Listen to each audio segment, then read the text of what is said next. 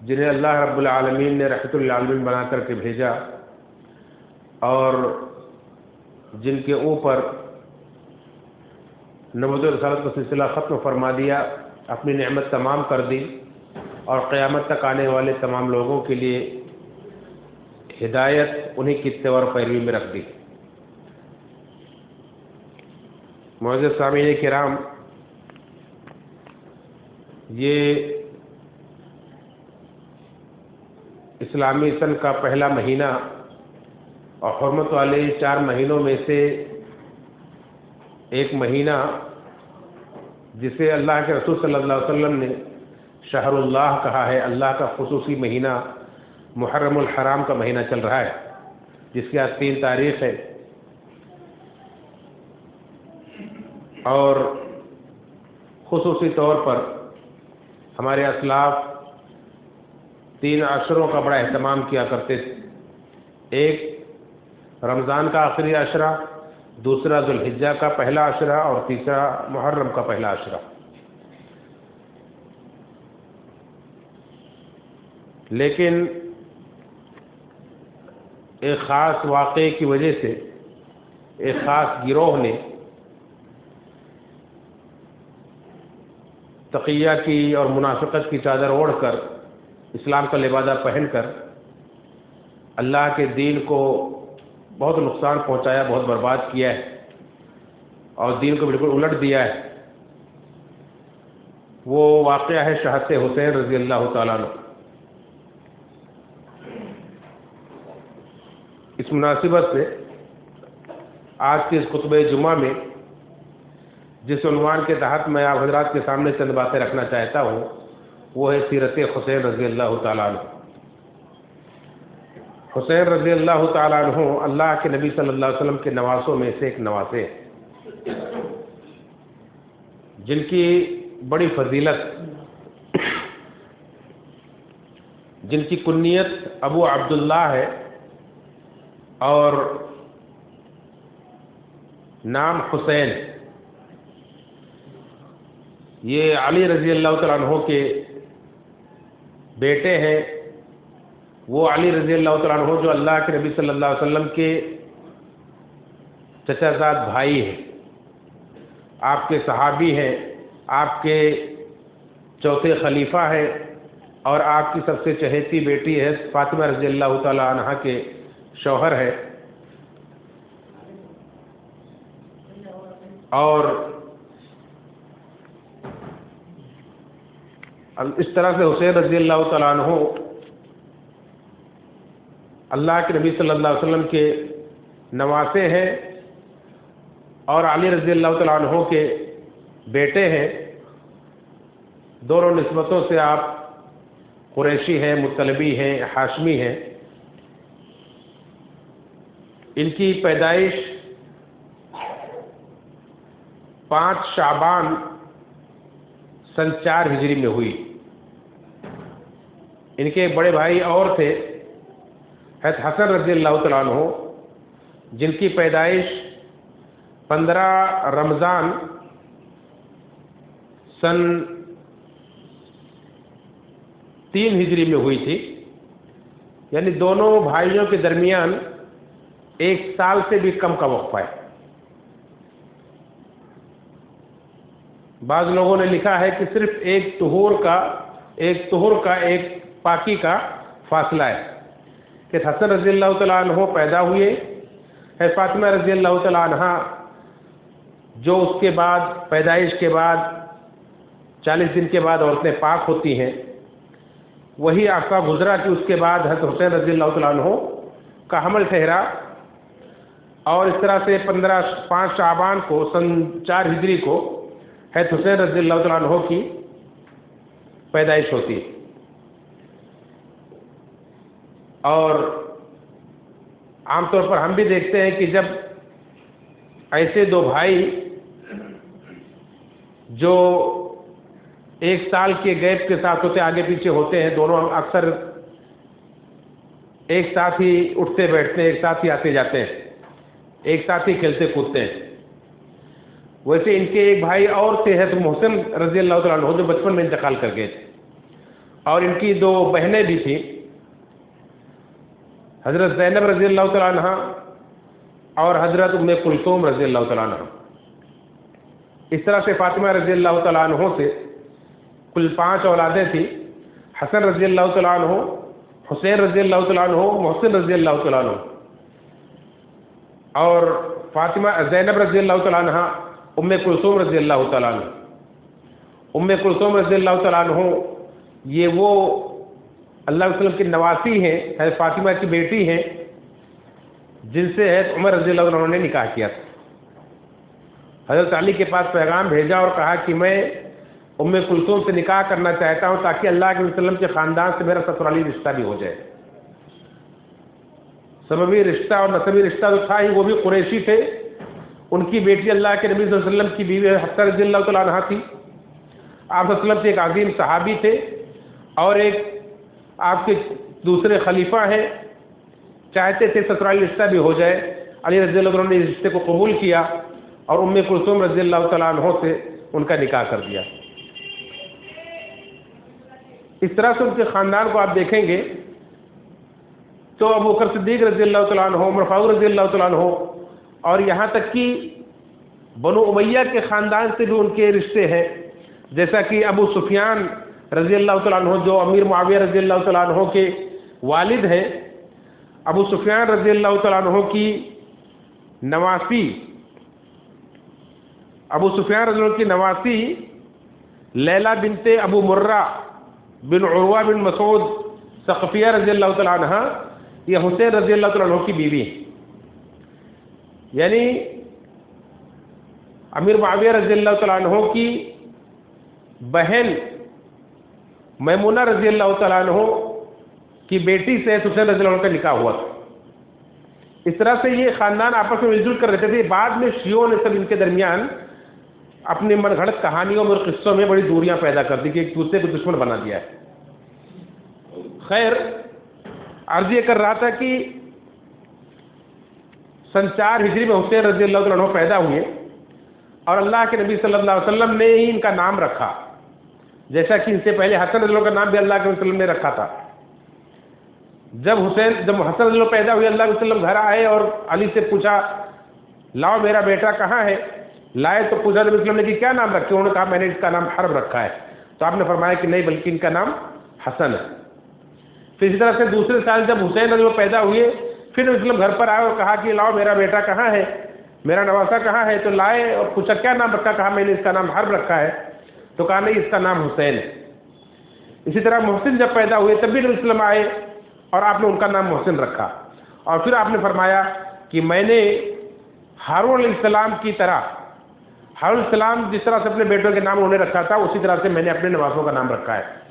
انہوں نے اپنے بیٹوں کا نام شبر، شبیر اور مشبر رکھا تھا، تو میں نے حسن، حسین اور محسن رکھا ہے۔ اس طرح سے نبی صلی اللہ علیہ وسلم نے گویا کہ ہمیں یہ تعلیم بھی دی کہ انبیاء کے طریقے پر چلتے ہوئے بچوں کے نام اچھے رکھنے چاہیے، انبیاء کے نام پر رکھنے چاہیے، ان کے اولاد کے نام پر رکھنا چاہیے، نیک لوگوں کے نام پر رکھنا چاہیے۔ اللہ کے نبی صلی اللہ علیہ وسلم نے ان کے کان میں اذان بھی دی، انہیں گھٹی بھی دی، اور 7ویں دن خود اللہ کے نبی صلی اللہ علیہ وسلم نے ان کا عقیقہ بھی کیا۔ ان کی طرف سے حسین رضی اللہ عنہ کی طرف سے بھی 2 میڑھا آپ نے قربان کیا تھا، حسین رضی اللہ عنہ کی طرف سے بھی آپ نے 2 میڑھا قربان کیا تھا۔ ایک روایت کے اندر ہے کہ آپ نے 1 میڑھا بھی قربان کیا تھا۔ تو علماء کہتے ہیں زیادہ صحیح یہی ہے کہ آپ نے 2 میڑھے قربان کیے تھے، حسن کی طرف سے بھی، حسین کی طرف سے بھی۔ اور نبی کریم صلی اللہ علیہ وسلم کی جب وفات ہوئی ہے تو حسین رضی اللہ تعالیٰ عنہ یہ 1 مہینہ کم 7 سال کے تھے، اور ان کے بڑے بھائی ظاہر سی بات ہے وہ 8 سال کے تھے۔ اسی طرح سے اللہ کے نبی صلی اللہ علیہ وسلم ان سے بڑی محبت کرتے تھے۔ حضرت حسن اور حسین سے دونوں کی اجتماعی جگہ بڑی فضیلت ہے، لیکن آج کا میرا خطبہ جمعہ کا موضوع ہے حسین رضی اللہ تعالیٰ عنہ۔ اللہ کے نبی صحیح بخاری کی روایت ہے کہ اللہ کے نبی صلی اللہ علیہ وسلم فرمایا کرتے تھے کہ حسن و حسین میرے دنیا کے 2 پھول ہیں، آپ انہیں چوما کرتے تھے، انہیں سونگا کرتے تھے، جیسے کہ ایک خوشبودار پھول کو سونگھ کر کے آدمی لذت محسوس کرتا ہے، ایسے اللہ کے نبی صلی اللہ علیہ وسلم اپنے ان دونوں نواسوں سے بڑی محبت کرتے تھے اور انہیں چوما کرتے تھے۔ ایک روایت کے اندر کہ اللہ کے وسلم حضرت فاطمہ رضی اللہ عنہ کے گھر گئے اور پوچھا کہ کہاں ہیں میرے بچے؟ تو انہوں نے کہا کہ ابھی بھیجتی ہوں۔ پھر انہوں نے اپنے پاس روک لیا، انہیں تیار کیا، کپڑا چینج کیا، انہیں پھولوں کا ہار پہنایا، پھر نبی کریم صلی اللہ علیہ وسلم کے پاس بھیجا۔ اللہ کے نبی صلی اللہ علیہ وسلم نے دونوں کو اپنے سے چمٹا لیا اور خوب انہیں چوما اور انہیں پیار کیا۔ اس طرح سے اللہ کے وسلم کئی بار کا واقعہ ہے کہ گھر میں جاتے تھے بچوں سے ملنے کے لیے۔ اسی طرح سے حضرت نسائی کے اندر ایک روایت ہے کہ اعلیٰ عامر رضی اللہ عنہ فرماتے ہیں کہ ایک بار ہم لوگ ایک دعوت میں جا رہے تھے، اللہ کے نبی صلی اللہ علیہ وسلم کے ساتھ میں ایک دعوت میں جا رہے تھے۔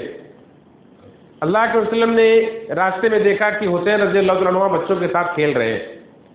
تو اللہ علیہ وسلم انہیں پکڑنے لگے، اور حسین رضی اللہ عنہ اللہ کے وسلم کو دیکھ کر کے تھوڑا بھاگنے لگے۔ اللہ کے نبی صلی اللہ علیہ وسلم بھی ان کے ساتھ دل بہلانے لگے اور ان کے پیچھے پیچھے گویا بھاگنے لگے اور بچے کے ساتھ کھیلنے لگے، آپ انہیں پکڑنے لگے، یہاں تک کہ آپ نے انہیں پکڑ لیا اور پکڑ کر کے اپنے دونوں ہاتھوں سے ان کا چہرہ تھاما،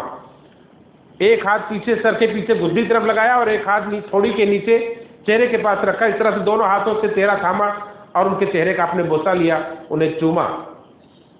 اور پھر آپ نے فرمایا کہ حسین مجھ سے ہے، میں حسین سے ہوں، اور حسین مجھ سے ہے، میں حسین سے ہوں، حسین میرے نواسوں میں سے ایک نواسا ہے۔ اس طرح سے اللہ وسلم نے اپنی محبت کا اظہار کیا۔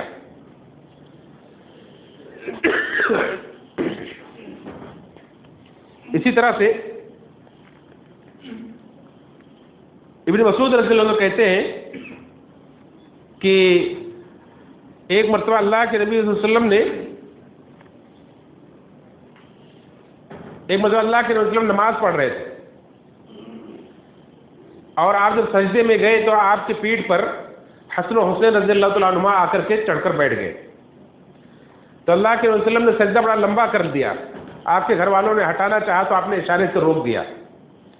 کہ نہیں مت روکو، انہیں کھیلنے دو۔ جب وہ کھیل کر کے اترے پھر آپ نے نماز پوری کے بعد آپ نے فرمایا کہ جسے مجھ سے محبت ہے اسے چاہیے کہ وہ حسن و حسین سے بھی محبت کرے، میں ان سے محبت کرتا ہوں، جسے مجھ سے محبت ہے اسے چاہیے کہ حسن و حسین سے بھی محبت کرے۔ اس طرح سے اللہ کے وسلم نے ان سے اپنی محبت کا اظہار کیا۔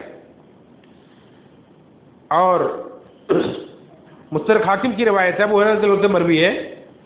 فرماتے ہیں کہ اللہ کے وسلم نے حسین رضی اللہ عنہ کو گود میں اٹھایا ہوا تھا اور اٹھا کر دعا کر رہے تھے کہ اے اللہ، حسن و حسین دونوں کو اپنے گود میں اٹھایا اور دعا کر رہے تھے کہ اے اللہ مجھے ان دونوں سے محبت ہے، تو بھی ان دونوں سے محبت فرما۔ اور ایک روایت کے اندر کہ آپ نے یہ بھی دعا کی کہ اللہ تعالیٰ ہر اس شخص سے محبت کر فرما جو ان دونوں سے محبت کرے۔ اس طرح سے اللہ کے نبی صلی اللہ علیہ وسلم نے ان کے لیے دعا کی اور محبت کا اظہار فرمایا، اللہ رب العالمین سے بھی دعا کی درخواست کی، اللہ رب العالمین سے بھی محبت کی درخواست کی اور دعا کی۔ اللہ کے نبی صلی اللہ علیہ وسلم نے فرمایا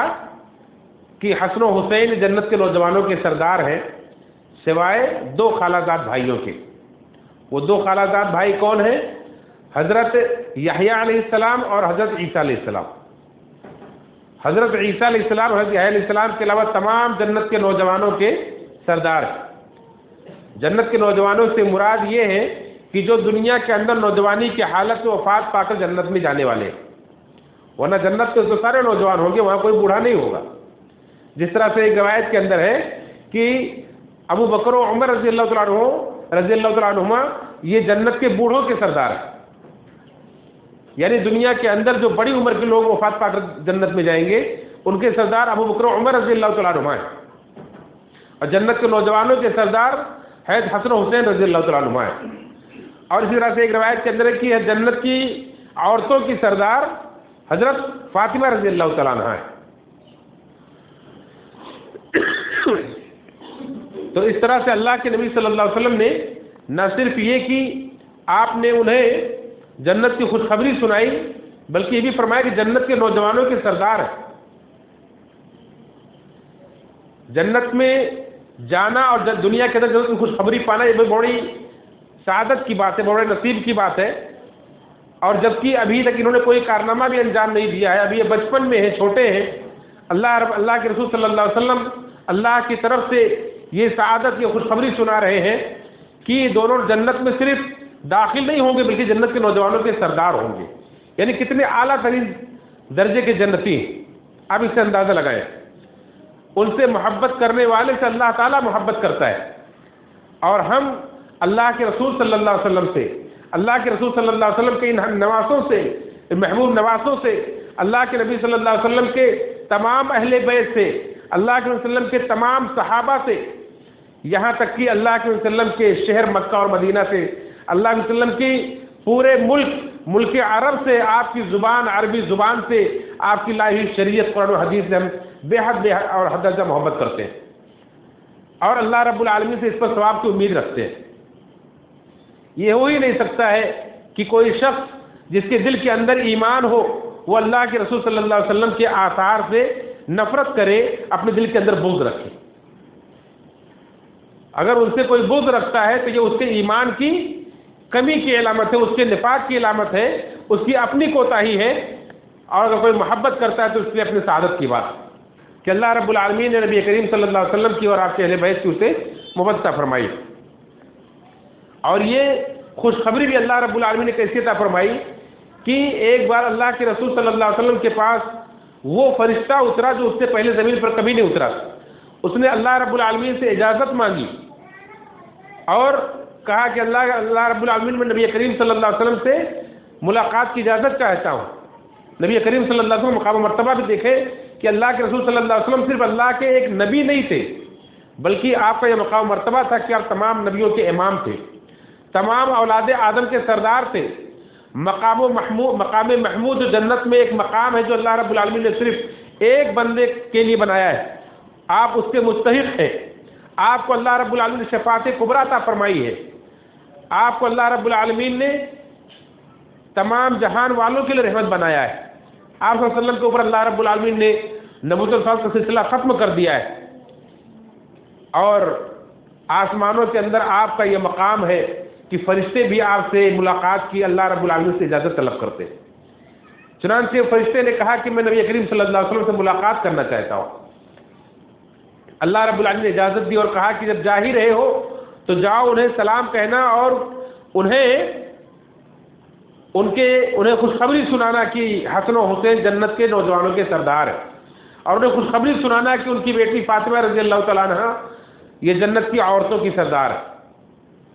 اس طرح سے یہ خصوصی طور پر اللہ رب العالمین نے گویا کہ یہ خوشخبری بھیجی۔ اس کے علاوہ اور بھی بہت سارے فضائل ہیں۔ یہ حسین رضی اللہ تعالیٰ عنہ اللہ کے وسلم کی وفات کے وقت چھوٹے بچے تھے۔ ابو بکر صدیق رضی اللہ تعالیٰ عنہ کے دور میں بھی یہ ابو بکر صدیق رضی اللہ عنہ کا دور 2 سال کا دور ہے، اس میں بھی چھوٹے تھے، اور صدیق رضی اللہ تعالیٰ عنہ بھی ان سے بڑی محبت کرتے تھے۔ ایک بار آپ عصر کی نماز پڑھ کر نکلے، دیکھا کہ حسن کھیل رہے ہیں تو اٹھا کر اپنے کندھے پر بٹھا لیا۔ علی رضی اللہ عنہ بھی ساتھ میں چل رہے تھے، اور ابو بکر صدیق رضی اللہ عنہ انہیں پیار کرنے لگے اور کہنے لگے کہ حسن کو دیکھو، یہ تو سب سے زیادہ اللہ کے وسلم سے مشابہ ہے، یہ علی کے جیسے نہیں دکھ رہے ہیں، یہ اللہ کے نبی صلی اللہ علیہ وسلم کے جیسے دکھ رہے ہیں۔ علی رضی اللہ عنہ سن رہے اور ہنس رہے ہیں۔ حضرت حسن حسین صلی اللہ علیہ وسلم کہا کرتے تھے کہ میرے بچوں، تمہیں سب سے زیادہ مجھے تم سب سے محبت، تمہیں اگر کوئی بھی ضرورت ہو تو براہ راست میرے پاس آ کر کے مجھ سے لے لیا کرو، اور اگر کبھی مجھ سے نہ مل سکو تو اپنی نانی کے پاس چلے آیا کرو، حضرت عائشہ صدیقہ رضی اللہ عنہ کے پاس چلے آیا کرو اور ان سے کہہ دیا کرو۔ اسی طرح سے عمر فاروق رضی اللہ عنہ کا دور آتا ہے تو عمر فاروق رضی اللہ تعالیٰ عنہ بھی ان سے بڑی محبت کرتے ہیں اور ان کا بڑا خیال رکھتے ہیں۔ جب صحابہ کرام کا وظیفہ مقرر کرتے ہیں تو وہ عہدے اور مناصب دیکھ کر کے، ان کے فضائل دیکھ کر کے وظیفہ مقرر کرتے ہیں. تو جو وظیفہ غزوہ بدر میں حاضر ہونے والے صحابہ کا مقرر کرتے ہیں، وہی وظیفہ حسن و حسین کا مقرر کرتے ہیں. حالانکہ غزوہ بدر جب پیش آئی تھی تو حسن و حسین ابھی پیدا بھی نہیں ہوئے تھے. اس کے بعد سن 3 ہجری میں، سن 4 ہجری میں ان کی پیدائش ہوتی ہے. لیکن ان کے مقام و مرتبے کو لوگوں میں نمایاں کرنے کے لیے کہ اللہ کے وسلم کے نواسوں سے ہمیں کس درجہ محبت ہے، ان کا وہ وظیفہ مقرر کرتے ہیں جو بدری صحابہ کا مقرر کرتے ہیں. حالانکہ اپنے بیٹوں کا بھی وہ وظیفہ مقرر نہیں کرتے. اسی طرح سے عثمان ایک مرتبہ حضرت عمر فاروق رضی اللہ عنہ کے دور میں یمن سے کچھ کپڑے آئے، کچھ جبے آئے، لوگوں میں تقسیم کیا انہوں نے، لیکن دیکھا کہ یہ کپڑے ذرا بڑے تھے، حضرت حسن حسین کے سائز کے نہیں تھے، تو بڑے بے چین ہو گئے کہ ان بیٹوں کو میں کیسے پہناؤں، کیا پہناؤں. آخر انہوں نے فوراً یمن کے گورنر کو خط لکھا اور کہا کہ حسن حسین کے سائز کا فوراً جبہ وہاں سے بھیجو اور کپڑا بھیجو. جب وہاں سے کہا یہ خط ملتے ہی فوراً جتنی جلدی ہو سکے وہاں سے تیار کرا کے بھیجو. جب وہاں سے آیا اور انہوں نے حسن حسین کو پہنایا تب جا کر کوئی اطمینان و سکون ہوا. اس طرح سے محبت کرتے تھے. ہے تو عثمان غنی رضی اللہ عنہ کے دور میں بھی ان کا بڑا مقام مرتبہ تھا. یہاں تک کہ جب بلوائیوں نے ابن سبا کا فتنہ جو کھڑا ہوا، جس نے مسلمانوں کو بہت پریشان کیا، اور اللہ کے نبی صلی اللہ علیہ وسلم کے 2 بیٹیوں کے شوہر آپ کے تیسرے خلیفہ عثمان غنی رضی اللہ عنہ کو 40 دن تک ان کے گھر کے اندر قید کر کے اور کھانا پینا بند کر کے قرآن کی تلاوت کرتے ہوئے انہیں جب ان کے گھر میں گھس کر کے شہید کیا، تو اس وقت ان کے دروازے پر یہ حسن حسین رضی اللہ عنہ پہرا دے رہے تھے. حضرت علی نے انہیں بھیجا تھا کہ جاؤ اور اپنے خالو کی، اللہ کے وسلم کے داماد کی، آپ کے خلیفہ کی جاؤ حفاظت کرو. لیکن چونکہ حضرت عثمان رضی اللہ عنہ نے بہت سختی کے ساتھ صحابہ کو منع کر دیا تھا کہ کوئی بھی ہتھیار نہیں اٹھائے گا، کوئی کسی کے اوپر وار نہیں کرے گا، حملہ نہیں کرے گا. میں نہیں چاہتا کہ میرے دور میں میرے ہوتے ہوئے مسلمانوں کے اندر آپس میں کسی کو حملہ سے تلوار اٹھے، اور میں پہلا شخص ایسا بنوں کہ مسلمانوں میں لڑائی کا سبب و ذریعہ بنوں. اس لیے چاہے میری جان چلی جائے لیکن کوئی کسی کے اوپر حملہ نہیں کرے گا. انہوں نے کسی پر حملہ تو نہیں کیا لیکن اپنی جان کی بازی لگا کر ان کی حفاظت کی. اور جس دروازے پر پہرا دے رہے تھے دروازے سے کسی کو گھسنے نہیں دیا. زخمی ہوئے حسین رضی اللہ عنہ کو زخمی حالت میں وہاں سے اٹھا کر کے لایا گیا، لیکن دروازے سے کسی کو گھسنے نہیں دیا. یہاں تک ان بلوائیوں نے دیوار پھانک کر کے گھس کر کے ان کے گھر کے اندر جا کر کے عثمان رضی اللہ عنہ کو شہید کیا تھا. اس طرح سے پھر علی رضی اللہ عنہ کا دور آتا ہے اور یہ باقاعدہ حسن حسین رضی اللہ عنہ جہاد میں حصہ لیتے ہیں اور اللہ کے راستے میں اپنا کردار ادا کرتے ہیں. اور پھر علی رضی اللہ عنہ کا دور بھی اختلافات کا شکار ہو جاتا ہے. یہی بلوائی جنہوں نے حضرت عثمان کو شہید کیا تھا، انہوں نے ہی گھیر گھار کر کے علی رضی اللہ عنہ کو خلیفہ بنایا اور لے جا کر کے کوفہ کے اندر انہیں پہنچایا. علی رضی اللہ عنہ بڑے پریشان ہوئے اور آپ ان کی لمبی تفصیل آپ جانتے ہیں کہ اس طرح سے یہ کوفہ کے بلوائی، یہ ابن سبا کے ساتھی جن کے اکثر لوگ کوفہ کے تھے، اور کوفہ کی سرزمین جو عراق کی سرزمین ہے جس کے بارے میں اللہ کے نبی صلی اللہ علیہ وسلم نے یہ خبر دی تھی کہ یہ فتنے یہاں سے رونما ہوں گے، فتنے یہاں سے رونما ہوں گے. یہ فتنوں کی سرزمین تھی اور علی رضی اللہ عنہ ان سے اس قدر پریشان رہا کرتے تھے کہ کہتے تھے کہ کہنے کو تو میں حاکم ہوں لیکن میں ان کے ماتحت ہوں، یہ میری سنتے نہیں ہیں. اے اللہ یا تو مجھے موت دے دے یا تو مجھے شہادت دے دے اور ان سے میرا پیچھا چھڑا دے. اس طرح پریشان رہا کرتے تھے. اور اس طرح سے انہی کوفیوں نے علی رضی اللہ تعالیٰ عنہ کو بھی نماز فجر کے لیے جب یہ گھر سے نکلے تو انہیں شہید کر دیا تھا. اور پھر حسن رضی اللہ عنہ کو خلیفہ بنایا گیا. حسن رضی اللہ عنہ نے جب دیکھا کہ یہ فتین کسی بھی طرح سے باز آنے والے نہیں ہیں اور یہ فتنہ بھڑکاتے رہیں گے، اللہ کے وسلم کی پیشین گوئی کے مطابق انہوں نے حضرت حسن رضی اللہ تعالیٰ عنہ نے امیر معاویہ رضی اللہ تعالیٰ عنہ کے ہاتھ پر خلافت سونپ دی اور صلح کر لی. اللہ کے وسلم کی پیشین گوئی تھی کہ میرا یہ بیٹا حسن سردار ہوگا اور اللہ تعالیٰ اس کے ذریعے سے مسلمانوں کی دو بڑی جماعت میں صلح کرائے گا. اور وہ لڑائی، وہ جنگ، وہ اختلاف جو علی رضی اللہ عنہ اور معاویہ رضی اللہ عنہ کے درمیان شروع ہوئی تھی، حسن رضی اللہ عنہ نے اسے صلح میں تبدیل کر دیا. اور اس طرح سے بڑے امن و امان کے ساتھ 20 سال تک معاویہ رضی اللہ عنہ نے حکومت کی اور کسی فتین کو سر اٹھانے کا موقع نہیں ملا، کسی کوفی کو سر اٹھانے کا موقع نہیں ملا. لیکن ان کوفیوں نے حسن رضی اللہ عنہ کو بھی ان کے اس کردار پر جس کی اللہ کے رسول صلی اللہ علیہ وسلم نے تعریف کی تھی کہ صلح کرے گا، اس صلح کو ناپسند کیا اور حسن رضی اللہ عنہ کو بھی بہت رسوا کیا، ان کے خیمے پر حملہ کیا، ان کا مال و اسباب لوٹ لیا، اور باہر نکلنے پر ایک کوفی نے ان کے اوپر کدال سے حملہ بھی کیا، انہیں زخمی بھی کر دیا، اور آخرکار آگے چل کر انہیں بھی شہید کر ڈالا۔ پھر یہی کوفی، یہی سبائی گروہ حسین رضی اللہ عنہ کے پیچھے پڑے اور انہیں بھڑکانے لگے، لیکن چونکہ حسین رضی اللہ تعالیٰ عنہ دیکھ چکے تھے کہ میرے بھائی معاویہ رضی اللہ عنہ کے ہاتھ پر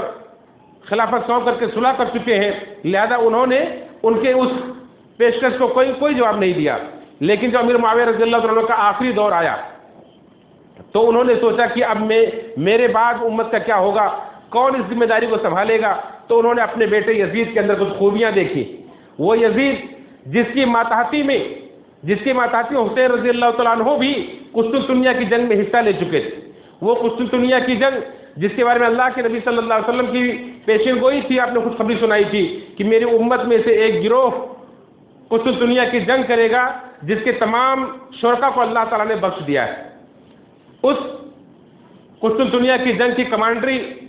یزید رحمۃ اللہ علیہ جو امیر معاویہ رضی اللہ عنہ کے بیٹے تھے وہ کر رہے تھے، اور حسین رضی اللہ عنہ بھی اس جنگ کے اندر شریک۔ اس طرح سے امیر معاویہ نے دیکھا کہ یزید کے اندر وہ خوبیاں ہیں کہ خلافت سنبھال سکتا ہے، صحابہ نے مشورے بھی دیے، لہذا اپنی زندگی کے اندر ہی انہوں نے لوگوں سے اپنے بعد اپنے بیٹے یزید کے لیے ولی عہدی کی بیعت لے لی، اور کہا کہ میرے بعد میرا بیٹا یہ یزید اس ذمہ داری کو، اس عمارت کو، حکومت کو سنبھالے گا۔ اور یہی چیز بعض صحابہ کو ناپسند ہوئی، حسین رضی اللہ عنہ کو بھی اس سے اختلاف کیا اور کہا کہ ایک تو اس سے پہلے ایسا کبھی نہیں ہوا کہ باپ کے بعد بیٹا خلیفہ بنے، یہ مسلمانوں کے مشورے پر چھوڑ دینا چاہیے تھا، جیسے اس سے پہلے خلفاء چھوڑتے آئے، مسلمانوں کے مشورے پر چھوڑ دینا چاہیے تھا، وہ جس کو چاہے اپنے مشورے سے خلیفہ بنائے۔ دوسری چیز یہ کہ ابھی بڑے بڑے صحابہ موجود ہیں اور ان کی موجودگی میں ایک ایسے شخص کو خلیفہ بنایا جا رہا ہے جو صحابی نہیں ہے، جو صحابی کا بیٹا ہے، تابعی ہے، لہذا انہوں نے اس پر رضامندی ظاہر نہیں کی۔ لیکن جب تک امیر معاویہ رضی اللہ تعالیٰ عنہ زندہ تھے، تب تک انہوں نے کوئی حرکت نہیں کی۔ جب رجب سن 60 ہجری کے اندر امیر معاویہ رضی اللہ عنہ کی وفات ہو جاتی ہے تو اس کے بعد یزید کے ہاتھ پر بیعت لی جاتی مدینہ کے اندر، تو بہت سارے صحابہ بیعت نہیں کرتے، بہت سارے صحابہ بیعت کر بھی لیتے ہیں۔ عبداللہ بن عمر رضی اللہ تعالیٰ عنہ جیسے لوگ بیعت کر لیتے ہیں، عبداللہ بن زبیر رضی اللہ تعالیٰ عنہ، حسین رضی اللہ تعالیٰ عنہ، یہ لوگ بیعت نہیں کرتے ہیں اور مدینہ سے نکل کر مکہ چلے جاتے ہیں۔ اس طرح سے اللہ رب العالمین کا کہ اس فیصلے کا وقت بھی آ چکا ہوتا ہے کہ جو اللہ رب العالمین ان کے مقدر میں رکھا تھا کہ اللہ کے رسول کی زندگی میں ہی آپ کو دکھا دیا تھا کہ آپ کے اس بیٹے کی کربلا کے میدان میں شہادت ہوگی۔ اس کی صحیح سند کے ساتھ ام سلمہ رضی اللہ عنہ سے مروی ہے، اور ام سلمہ رضی اللہ عنہ فرماتی ہیں کہ ایک بار اللہ کے رسول اللہ میرے گھر کے اندر موجود تھے اور جبریل امین بھی آپ کے پاس تھے۔ حسین رضی اللہ عنہ میرے پاس تھے، میں نے انہیں اپنے گود میں لے رکھا تھا کہ اتنے میں وہ رونے لگے، تو میں نے جب انہیں چھوڑا تو اللہ کے رسول اللہ کے پاس چلے گئے بھاگے بھاگے، اللہ کے رسول اللہ نے انہیں اپنی گود میں لے لیا، اور پھر جبریل امین نے دیکھا تو کہا اللہ کے رسول اللہ آپ اپنے اس نواسے سے محبت کرتے ہیں؟ تو آپ نے فرمایا کہ ہاں۔ تو آپ نے فرمایا، جبریل نے فرمایا کہ آپ کی امت کے لوگ انہیں قتل کر دیں گے، اور اگر آپ چاہیں تو میں اس مٹی کو دکھا سکتا ہوں، اور جنہوں نے جو مٹی دکھائی تو وہ کربلا کی تھی۔ اس طرح سے یہ اللہ رب العالمین کی طرف سے مقدر ہو چکا تھا، اور وہ وقت گویا کہ قریب آ چکا تھا۔ ہے تو حسین رضی اللہ عنہ 57 سال کے ہو چکے تھے، رمضان کا مہینہ تھا، وہاں سے نکل کر کے مکہ چلے گئے، اور مکہ میں اس وقت عمر بن سعید رضی اللہ عنہ یہ گورنر تھے، وہاں یہ رہنے لگے۔ اب کوفیوں کو موقع ملا اور انہوں نے ان کے پاس خطوط بھیجنا شروع کیے۔ جب انہیں پتہ چلا کہ حسین نے یزید کے ہاتھ پر بیعت نہیں کی ہے تو انہیں موقع ملا، انہوں نے خطوط لکھنا شروع کیے کہ آپ ہمارے پاس کوفہ چلے آئیں، آپ ہمارے پاس کوفہ چلے آئیں، ہمارے پاس کوئی امیر نہیں ہے، ہم کسی کو امیر نہیں مانتے، ہم آپ کو اپنا خلیفہ مانیں گے، آپ کے ہاتھ پر بیعت کریں گے اور آپ ہمارے امیر ہیں۔ اس طرح سے خطوط لکھنا شروع کیا اور تقریباً 12,000 خطوط لکھے، 12,000 خطوط لکھے اور لکھ کر کے انہیں بلایا ہے۔ تو حسین رضی اللہ تعالیٰ عنہ نے جب دیکھا کہ ان کا مقصد یہی تھا کہ یہاں سے نکل کر کے کسی طرح سے مکہ جائیں گے اور جو اپنے ہم خیال لوگ ہیں انہیں سمجھا کر کے کسی اچھے، یا تو اگر میں مستحق ہوں تو میں خلیفہ بنوں یا میرے علاوہ کوئی اور مستحق ہے تو وہ خلیفہ بنے، لیکن صحابہ کرام کی موجودگی میں یزید کی خلافت ٹھیک نہیں لگ رہی،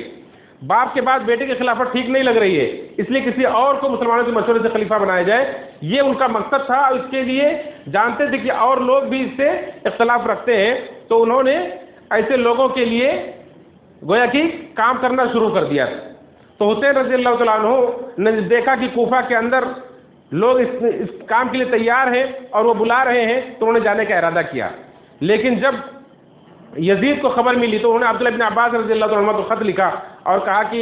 اس طرح سے کوفہ کے اندر سے خبریں آ رہی ہیں اور حسین رضی اللہ تعالیٰ عنہ وہاں جانے کا ارادہ رکھتے ہیں، آپ انہیں سمجھائیں مسلمانوں سے میرے اختلاف پیدا نہ ہو۔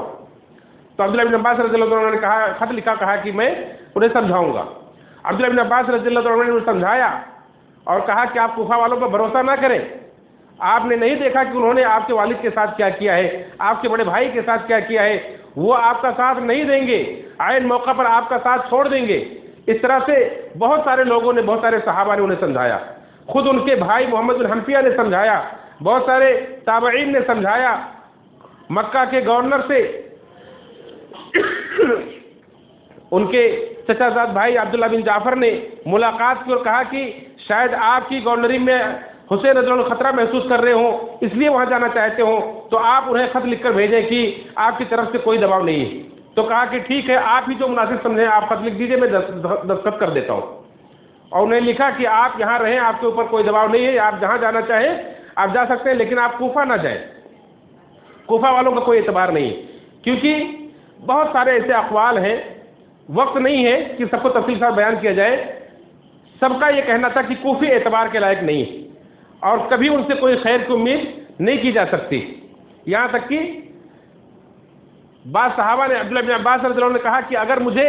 یہ پتا ہوتا یہ لوگوں کو برا نہ لگے تو میں آپ کے پیر باندھ دیتا، لیکن آپ کو جانے نہیں دیتا، آپ کے دامن سے میں لٹک جاتا، لیکن آپ کو کوفہ نہیں جانے دیتا۔ عبداللہ بن عمر رضی اللہ عنہ جو حج کے لیے آئے ہوئے تھے مکہ کے اندر، انہوں نے جب سنا کہ حسین کوفہ کے لیے نکل چکے ہیں تو انہوں نے فوراً حج جیسا فریضہ چھوڑ دیا اور چھوڑ کر کے حسین کے پیچھے بھاگے گئے۔ 3 دن کی مسافت طے کر کے تقریباً 100-150 کلومیٹر کا فاصلہ طے کر کے راستے میں ملے اور انہیں سمجھایا، کہا کہ آپ کوفہ نہ جائیں، کہیں اور چلے جائیں۔ اس طرح سے بہت سارے لوگوں نے سمجھایا، لیکن جو اللہ کی طرف سے مقدر ہو چکا اسے کون ٹال سکتا ہے۔ حسین رضی اللہ تعالیٰ عنہ سب کی باتیں سنتے ہیں، لیکن اپنے فیصلے پر اٹل ہے کہ میں کوفہ جاؤں گا، اور اس کے لیے پہلے انہوں نے اپنے بھائی مسلم بن عقیل کو بھیج دیا تھا، اپنے چچیرے بھائی مسلم بن عقیل کو کوفہ بھیج دیا تھا کہ جا کر کے حالات کا پتہ لگائیں۔ یہ جب پہنچے تو کوفہ والوں نے بڑے جذبات دکھائے اور بڑے اپنے شدت جذبات کا اظہار کیا، ان کے ہاتھ پر بیعت کی، تقریباً 18,000 لوگوں نے ان کے ہاتھ پر بیعت کر لی۔ ادھر مسلم بن عقیل انہیں خط لکھ دیا کہ آپ یہاں چلے آئیں، لوگ آپ کے ہاتھ پر بیعت کرنے کے لیے تیار ہیں۔ نعمان بن بشیر رضی اللہ عنہ جو اس وقت کوفہ کے گورنر تھے، انہوں نے بڑی نرمی کا مظاہرہ کیا اور کہا کہ لوگوں کو سمجھایا، لیکن کہا کہ جب تک لوگ میرے پر حملہ آور نہیں ہوں گے تب تک میں کسی کے اوپر حملہ نہیں کروں گا، میں حسین کے یا ان کے قابلوں پر حملہ تو نہیں کروں گا، لیکن لوگوں کو اس طرح سے بگڑنے بھی نہیں دوں گا، امت کے اندر اختلاف پیدا کرنے نہیں دوں گا۔ لیکن یزید کو جب یہ خبر ملی تو انہوں نے دیکھا کہ نعمان بن بشیر رضی اللہ تعالیٰ عنہ یہ نرمی برت رہے ہیں، تو انہوں نے انہیں ہٹا کر کے بصرہ کے گورنر عبید اللہ بن زیاد کو کوفہ بھیج دیا اور کہا جا کر کے کوفہ کے حالات کو سنبھالو، وہاں اختلاف پیدا ہو رہے ہیں، وہاں لوگ میری بیعت کو توڑ رہے ہیں۔ چنانچہ عبید اللہ بن زیاد جب آیا تو اس نے دیکھا کہ کوفہ کے اندر یہ حالات ہے کہ مسلم بن عقیل کے ہاتھ پر 18,000 لوگوں نے بیعت کر رکھی، اس نے ذرا سی سختی کی تو سارے کوفی ان کا ساتھ چھوڑ کر کے بھاگ گئے۔ یہ کوفہ کے لوگوں کا حال تھا، یہاں تک کہ ایک دن جب مسلم بن عقیل اپنے ساتھیوں کے ساتھ عبید اللہ بن زیاد کے محل کو گھیرتے ہیں اور جس کے گھر میں ٹھہرے ہوئے تھے حالم بن عروہ کے گھر میں اس کے رہائی کا مطالبہ کرتے ہیں، اور اس وقت صبح کے وہ جو 4,000 لوگ ان کے ساتھ میں تھے، شام ہونے تک ان 4000 میں سے ایک آدمی نہیں بچتا ہے، اور کوفہ کے لوگ دھیرے دھیرے مرد عورتیں سبھی ایک دوسرے کو ورگلاتے ہیں کہ بغاوت نہ کرو، ان مسلم کا ساتھ نہ دو، عبید اللہ بن زیاد سے دشمنی مول نہ لو، اور شام سے لشکر آ جائے گا، تمہارے وظیفے بند ہو جائیں گے، تمہاری جان کے لالے پڑ جائیں گے، اور اس طرح سے ڈراتے ہیں، اور سب ایک ایک کر کے ان کا ساتھ چھوڑ دیتے ہیں، یہاں تک کہ مسلم بن عقیل کوفہ کی گلیوں میں اکیلے پھرتے ہیں، اور وہ دن بھی آتا ہے کہ عبید اللہ بن زیاد انہیں گرفتار کر کے قتل کرنے کا فیصلہ سنا دیتا ہے۔ اب مسلم بن عقیل بڑے پریشان ہوتے ہیں کہ کسی طرح سے میری جان تو جا رہی ہے لیکن حسین کو کسی طرح سے روکا جائے۔ انہوں نے عمر بن سعد سے کہا کہ ایک خط لکھ کر کے انہیں روانہ کر دو اور حسین رضی اللہ عنہ کو یہاں آنے سے روکو۔ حسین رضی اللہ عنہ کو راستے میں خط ملتا ہے کہ آپ کوفہ نہ جائیں، لیکن مسلم بن عقیل کے بھائی جو تھے وہ جب سنتے ہیں کہ میرے بھائی کو قتل کر دیا گیا ہے تو انہوں نے کہا کہ اب ہم کوفہ جائیں گے اور اپنے بھائی کے قتل کا انتقام لیں گے اور بدلہ لیں گے۔ حسین رضی اللہ عنہ کہتے ہیں کہ اب جو میرا ساتھ یہاں چھوڑنا چاہے چھوڑ دے، جو ان کے گھرانے کے علاوہ لوگ ہوتے ہیں وہ ساتھ چھوڑ کر وہیں سے نکل جاتے ہیں، جو کوفہ سے لوگ آئے تھے ان کا ساتھ دے رہے تھے وہاں سے تتر بتر ہو جاتے ہیں، اور حسین رضی اللہ عنہ اپنے گھرانے کے 72 لوگوں کو لے کر کے کوفہ کی طرف روانہ ہوتے ہیں، اور راستے میں اس طرح سے عبید اللہ بن زیاد کی طرف سے حر بن یزید تمیمی 1000 کا لشکر لے کر کے حسین سے ملاقات کرتے ہیں۔ انہیں یہ حکم ہوتا ہے کہ حسین کے ساتھ میں اس وقت لگے رہو جب تک انہیں کوفہ کے اندر نہ لے آؤ۔ جب حسین رضی اللہ عنہ فرماتے ہیں کہ مجھے کوفہ والوں نے ہی خطوط لکھ کر کے بلائیے، دیکھو میرے پاس ان کے 2 تھیلے بھر کر کے خطوط ہیں،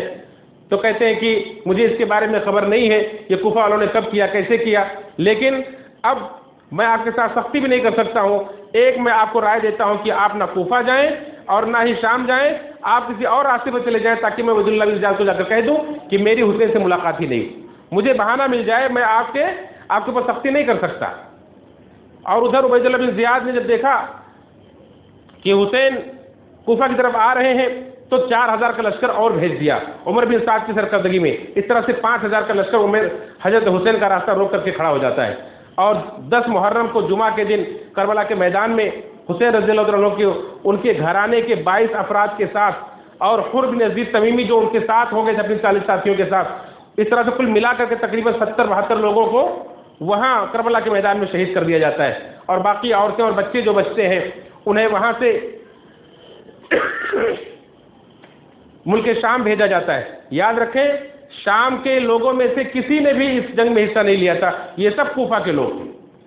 اور جب شام ان کے اہل و عیال کو بھیجا جاتا ہے تو وہ دیکھتے ہیں کہ یزید رو رہے ہیں، ان کے گھر کے افراد رو رہے ہیں، اور وہ انہیں ان سے معذرت کرتے ہیں، معافی مانگتے ہیں، اور ان کا بھرپور استقبال کرتے ہیں، ان کا خیال رکھتے ہیں، اور کہتے ہیں کہ اگر تمہیں میرے پاس رہنا ہے تو رہو، یا مدینہ چاہتے ہو تو چلے جاؤ۔ انہوں نے کہا مدینہ جانا چاہتے ہیں تو پوری تیاری کے ساتھ ان کے قافلے کی حفاظت کے ساتھ انہیں مدینہ پہنچا دیتے ہیں۔ اس طرح سے مختصر طور پر میں نے حضرات کے سامنے ان کی شہادت کا یہ واقعہ بیان کیا ہے۔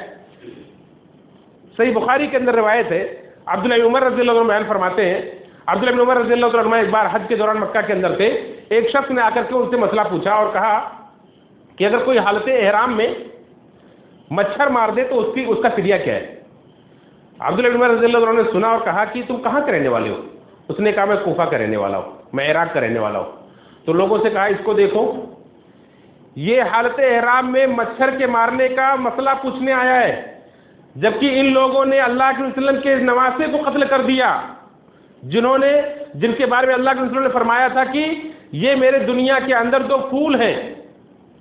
حسن و حسین میرے دنیا کے اندر 2 پھول ہیں۔ ان لوگوں نے حسین کو قتل کرنے میں نہیں کوئی نرمی دکھائی اور آخر مچھر کے مارنے کا مسئلہ پوچھ رہے ہیں۔ تو بعض فتنہ پرور لوگوں کا اسی طرح سے ان کی دینداری ہوتی ہے، مچھر کا مسئلہ پوچھتے ہیں اور جنت کے نوجوانوں کے سردار کے قتل سے ان کے ہاتھ رکھے ہوئے ہیں۔ تو یہ کوفہ کے لوگ تھے جنہوں نے بعد میں امام ابن تیمیہ رحمۃ اللہ فرماتے ہیں کہ ان کوفیوں نے جو حقیقت میں یہی شیعہ ہیں، یہی روافظ ہیں،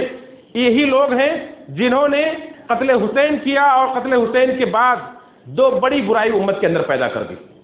ایک تو یہ کہ 10 محرم کے اندر بہت بڑے بڑے بدعتیں انہوں نے ایجاد کر دی۔ آج آپ دیکھ رہے ہیں کس طرح سے محرم کے اندر جو اللہ علیہ وسلم کی سنت جو کچھ ثابت اس کو بدل کر کے بدعت میں تبدیل کر دیا گیا ہے۔ اور دوسرا یہ کہ ان لوگوں نے اس حسین کی محبت کی آڑ میں اپنے اسلاف صحابہ کرام کے گالی گلوچ کا انہوں نے راستہ نکال لیا ہے، اور ان کو خوب لان تان کرتے ہیں، ان کو لعنت و ملامت کرتے ہیں، ان کے کفر کے فتوے دیتے ہیں۔ اس طرح سے 2 بڑی برائی انہوں نے ایجاد کر لی، اور یہ بھی کب کیا؟ جب تک بنو امیہ کا دور تھا، انہوں نے کچھ نہیں کیا. بنو عباس کا دور تھا، کچھ نہیں کیا. بنو عباس کا دور جب ختم ہونے والا تھا تو اس وقت ان شیعوں کے بعد لوگوں کی حکومتیں قائم ہوئی، بنو بوئہ کے، بنو فاطمیوں کے، اور اس طرح سے ان کے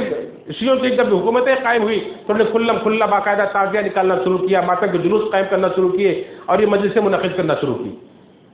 جب ان سے کہا جاتا ہے کہ یہ تمہارے اماموں کے دور میں بھی نہیں تھا، تمہارے امام تو آخری امام 269 ہجری میں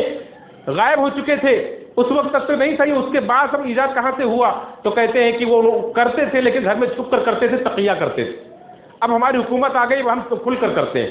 اس طرح سے انہی لوگوں نے حسین کو قتل کیا اور انہی لوگوں نے یہ سب بدعتیں نکالی. تفصیل کے ساتھ آپ کتابوں کے اندر پڑھ سکتے ہیں. یہاں کتاب موجود ہے، حسن رضی اللہ کی سیرت موجود ہے، حسین رضی اللہ کی سیرت موجود ہے، علی رضی اللہ کی سیرت موجود ہے. اللہ ان سے دعا ہے رب العالمین ہم سب کو صحیح معنوں میں اللہ کے نبی صلی اللہ علیہ وسلم، آپ کے اہل بیت کی، حسین رضی اللہ کی محبت عطا فرمائے، اور رب العالمین ہم سب کو جب تک زندہ رکھے کتاب و سنت پر زندہ رکھے، صحیح دین پر زندہ رکھے، ہر طرح کی بدعات سے ہماری حفاظت فرمائے. ہمیں جنت الفردوس میں اللہ کے نبی صلی اللہ علیہ وسلم کو صحابہ کرام کو ساتھ نصیب فرمائے اور ہمیں جہنم کے عذاب سے بچائے. آمین تقبل یا رب العالمین.